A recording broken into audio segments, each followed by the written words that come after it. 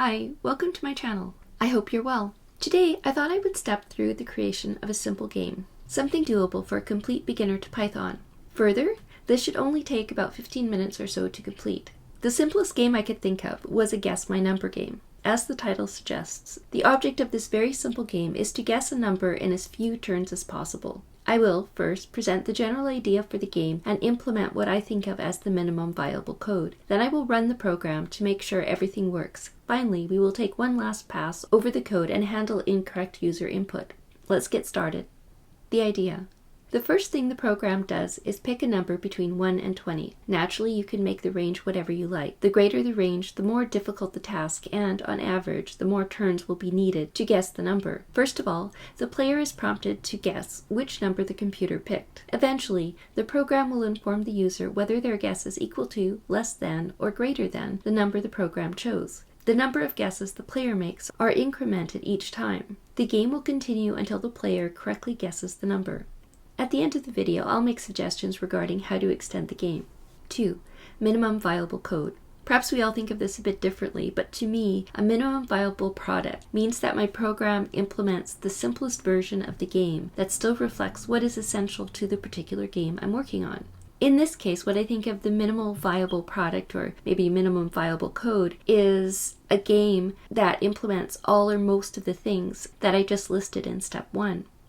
As you'll see, I begin this program as I usually begin my programs, with if name equals main, call main. This ensures that if I call this file from another module, that whatever I place after this if statement will not be executed. This is handy for me since it means it's easy, and I mean falling off a log easy, for me to debug my code module by module. We call main. First off, we choose a random number between 1 and top number. For this to work though, we need to import random. Now let's make sure everything works. Next, we prompt the player to enter their guess. I am thinking of a number between 1 and 100. What is the number? We are going to set up a while loop, so let's create a loop control variable and set it to true. Also, we create a variable that will hold information about how many guesses have been made. After we enter the while loop, we increment number of tries and call getGuess. The function getGuess does what you might expect. It gets the user's guess, changes it from a string to an integer, and then returns it. Later on in this video, I will add error checking, but for now, I'm putting together a bare bones version of the game. Next, we go back to the while loop in main. We're at the line where evaluate guess is called. Evaluate guess tells whether the user's guess is correct or, if not, whether it is too low or too high. That's it for our minimum implementation. Let's run the code and see what it looks like. Okay, so far so good. Let's poke the code now and see what bugs pop up. 3. Testing the code for weaknesses. You can see that invalid input is accepted. When I input -2, the program accepts it. And it shouldn't, because the lowest the program should accept is 1.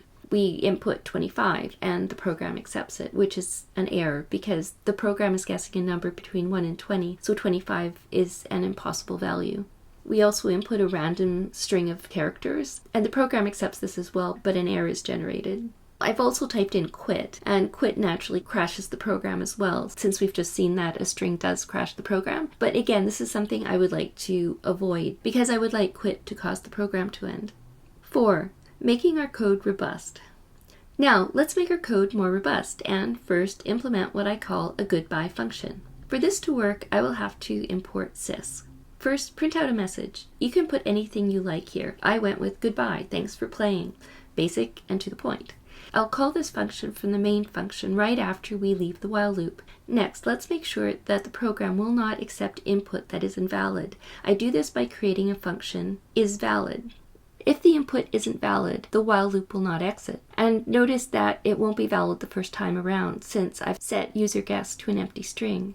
Note that I make sure that the input is lowercase and that there will be no leading or trailing spaces. After we get the input, the first thing we check is whether the player has typed quit. If they have, then we call the goodbye function and exit the program. So let's look at the function isValid. As the name suggests, we're testing to see whether the input is valid. The first thing we're going to do is to see if the string entered is a valid representation of an integer. In order to do this, we're going to make another function, which I've called isInt. Here the logic is simple. We try to convert the string to an integer. If we are able to do this, then we know that it can be done, so we return true. However, if my string contains, say, Daffy Duck, then an error will be raised and the code under accept will run, and we will return the value false. That's it. If the input string isn't an integer, then we return false. If the user's guess is less than 1, then we return false. If the user's guess is greater than the highest possible score, then we return false. If we reach the end of the if-else statement, then the data is valid, so we return true. 4a output. Let's let the program run and see how well we did. First, let's try 0. This should be recognized as invalid since the chosen number must be between 1 and 20. And as you can see, it is. Similarly, 21 is not accepted. Now, let's try a nonsense string. So far, so good. Finally, let's try quitting. And there is our goodbye message. Everything looks good. Bye. Next steps. Here are some ways you could increase the functionality of this program. First, keep track of the top 5 or 10 scores. Personalize the game. Prompt the player for a name and then use the name when you store the top scores. If the player achieves the top score, you could print out something like congratulations and then the name. You could also personalize the goodbye function by having it print out goodbye, their name, thanks for playing. Additionally, you could put a limit on the number of tries the player gets. For example, if the player doesn't guess the correct number in, say, 6 tries, then they lose. 6. The finished game. Here is me playing the finished game. Thanks for watching. If you got something from this video, please like and subscribe. I'll see you in the next video. Until then, good coding.